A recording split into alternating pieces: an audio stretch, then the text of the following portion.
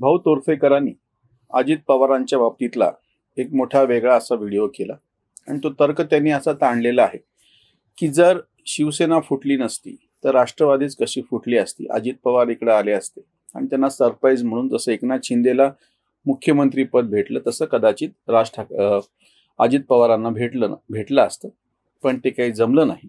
म्हणजे त्यांना तो जो कॉल होता तो त्यांनी घेतला नाही, थोडक्यात सांगायचं म्हणजे वेगळ्या अर्थाने. आणि मग त्यांची ती संधी हुकली आणि आता त्याच्यामुळे त्यांची चिडचिड होते आहे. भावनी जी गोष्ट मांडली नाही ती थोडीशी पुढे जाऊन तो तर्क मला अजून थोडासा वेगळ्या दिशेने न्यायचा आहे. भाऊ म्हणतात ते कितपत खरं आहे, काय आहे.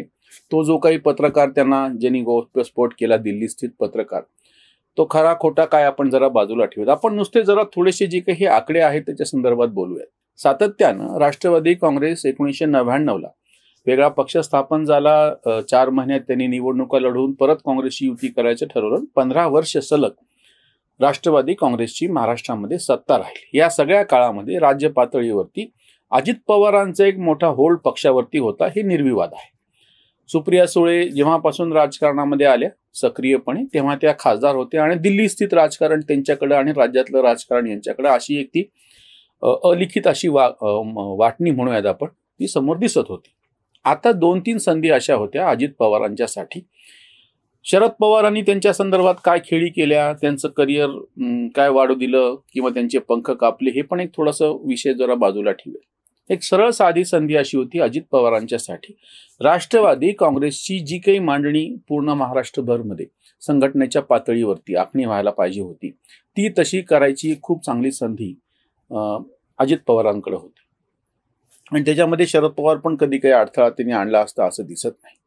म्हणजे एक उदाहरणार्थ साधी गोष्ट आहे की भाजपने प्रत्येक जिल्ह्यामध्ये आपले कार्यालय असावे, जिल्हा कार्यालय, जिल्ह्याच्या ठिकाणी पक्षाचं कार्यालय असावं अशी आखणी केली. ही राष्ट्रवादीने सुरुवात केली पण होती.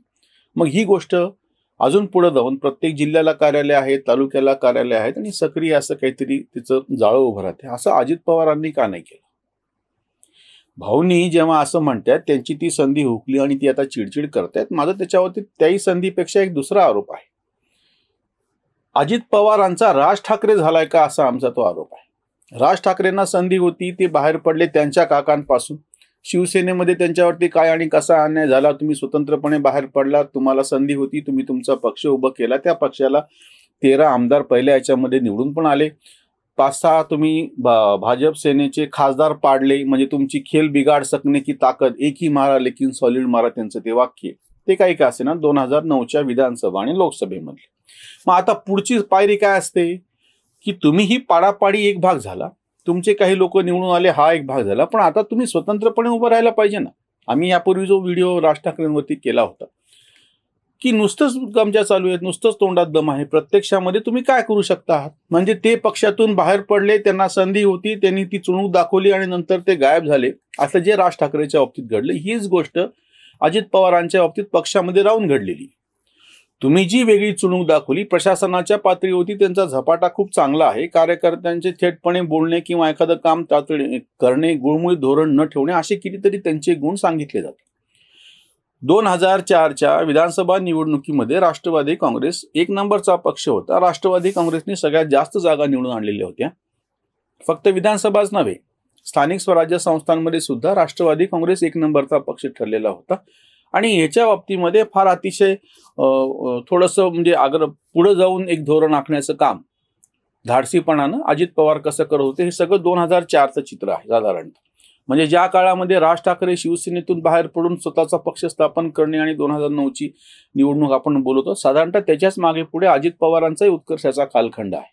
राष्ट्रवादी काँग्रेसमधला ते बाहेर पडले होते, हे पक्षामध्येच होते आणि पक्षाची सूत्र मोठ्या प्रमाणात त्यांच्या हातामध्ये होती, जेव्हा की शरद पवार राष्ट्रीय राजकारणामध्ये होते आणि युपीएचा एक त्या सरकारमधला एक घटक म्हणून, कृषी मंत्री म्हणून भूमिका निभावत होते. सुप्रिया सुळे पण राष्ट्रीय राजकारणात गेलेल्या होत्या आणि त्यांच्या दोघातला जो काही संघर्ष असेल पक्षांतर्गत, तो आपण त्याची तीव्रता कमी आहे आणि तो त्याची मर्यादा आहे असं आपण समजूया. आता अजित पवारांना जी संधी होती एक नवं नेतृत्व म्हणून, त्या काळात देवेंद्र फडणवीस हे नेतृत्व, हे 2 आधीचे नेते फेल गेल्याच्या नंतर आलेलं, हे लक्षात घ्या.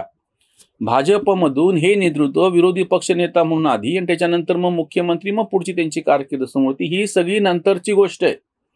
त्याच्या आधी 2004ला राष्ट्रवादी काँग्रेस एक नंबरचा पक्ष होणे, त्याच्यानंतर राज ठाकरे शिवसेनेमधून बाहेर पडणे, 2009ची निवडणूक लढवत असताना राज ठाकरेंचा एक पक्ष आहे, अजित पवार त्यांच्या पक्षामध्ये बलशाली झालेले आहेत आणि देवेंद्र फडणवीसचा अजून तशा अर्थाने काय उदय झालेला नाहीये एक सक्षम नेता म्हणून.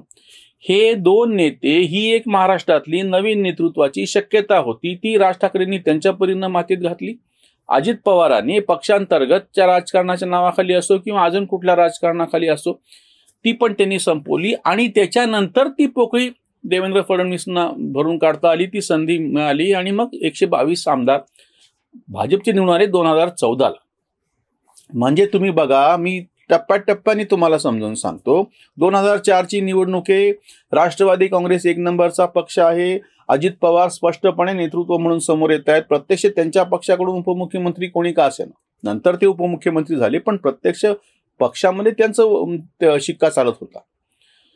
2009ला छोट्या प्रमाणात का होईना पण राज ठाकरे यांनी शक्यता निर्माण करून दाखवली होती. स्वतःच्या चकचकीत अशा यशाने 13 आमदार निवडून आले होते तुमचे, 6 खासदार तुम्ही पाडण्यामध्ये एका अर्थाने भूमिका निभावली होती. 2004 एक संधी अजित पवारांची, 2009 एक संधी राज ठाकरेंची, 2014 पुढची निवडणूक जी देवेंद्र फडणवीसच्या त्यांना ती प्राप्त झाली, त्यांनी ती त्याचा समर्थपणे वापर करून घेतला. हे दोन नेते असे आहेत की त्यांना मिळालेली संधी गमावली. आता भाऊ तोरसेकरजी म्हणतायत ती संधी आत्ताची आहे. म्हणजे एक तर पहिली गोष्ट अशी होती की तुम्ही जेव्हा एकटे देवेंद्र फडणवीस बरोबर गेलात, तुमच्या पक्षाचे आमदार यायला नकार झाला, तेव्हाही जी गोष्ट भाऊंनी सांगितली नाही मी ती तुमच्या समोर मांडतो, तेव्हाही अजित पवारांना संधी होती की त्यांनी तो पक्ष सोडून द्यायचा.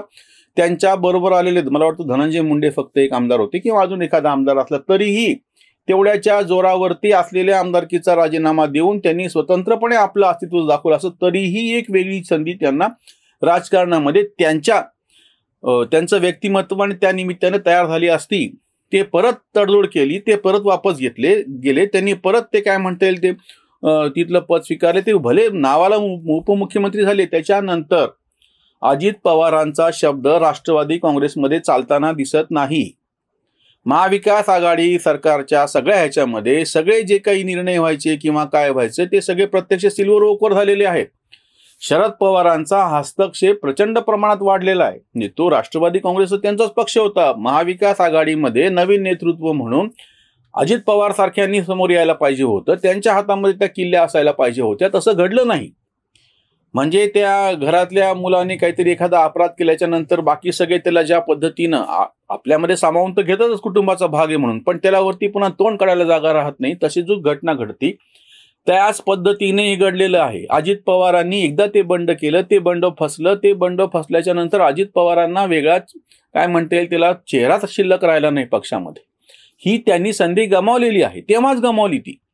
बंड केल्या तेव्हाही ते ठामपणे स्वतः वैयक्तिक पातळीवरती नाही मी यांच्या बरोबरच राहणार, त्यांनी राजीनामा दिला असता, त्यांनी स्वतंत्रपणे निवडणूक लढवली असती, भले त्यांना भाजपमध्ये जायचे की नाही तो मुद्दा वेगळा, अगदी स्वतःचा पक्ष काढून त्यांनी बारामतीमधून निवडणूक लढवली असती, तरीही एक वेगळी गोष्ट त्यांच्यापुरती झाली असती आणि एक राजकारणातली नवीन शक्यता तयार झाली असती. भाजप शिवसेनेच्या शिवाय आणि इकडे काँग्रेस राष्ट्रवादीच्या शिवाय दुसरा जो एक पर्याय होता तो पूर्णपणे महाराष्ट्रातून संपून गेला होता. राज ठाकरेच्या निमित्तानं तयार झाला, तो संपून गेला. परत एकदा अजित पवारांच्या निमित्तानं ती संधी तयार झाली होती, ती संपून गेली.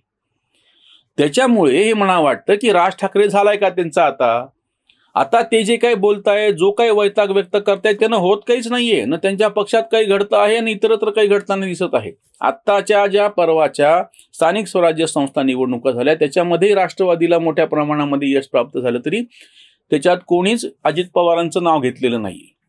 म्हणजे अजित पवारांकडे ते सगळी सूत्र होती असं कोणीच म्हणत नाहीये. एकनाथ शिंदे गट सुद्धा इतक्या मोठ्या संख्येनं निवडून आलेला आहे. राष्ट्रवादी काँग्रेस 2 नंबरचा पक्ष झालेला आहे, पण त्याच्यामध्ये अजित पवारांचं कोणी नाव घेताना दिसत नाही. महाराष्ट्राच्या राजकारणामध्ये एक अतिशय चांगली संधी अजित पवारांना त्यांनी जेव्हा बंड करून देवेंद्र फडणवीसवर बरोबर जायचं ठरलं होतं तेव्हाही होती, त्याच्या आधी तर स्वतंत्रपणे होती त्यांच्या पक्षामध्ये, तीही जमली नाही. पक्ष सोडून बाहेर पडले, म्हणजे पक्षामध्ये बंड केलं, त्यांच्यावर जायचा निर्णय घेतला आणि ते परत पुन्हा शेवटच्या क्षणी परत तडजोड करून वापस फिरायची जी गोष्ट आहे त्याच्यामुळे त्यांची ती संधी गमावली.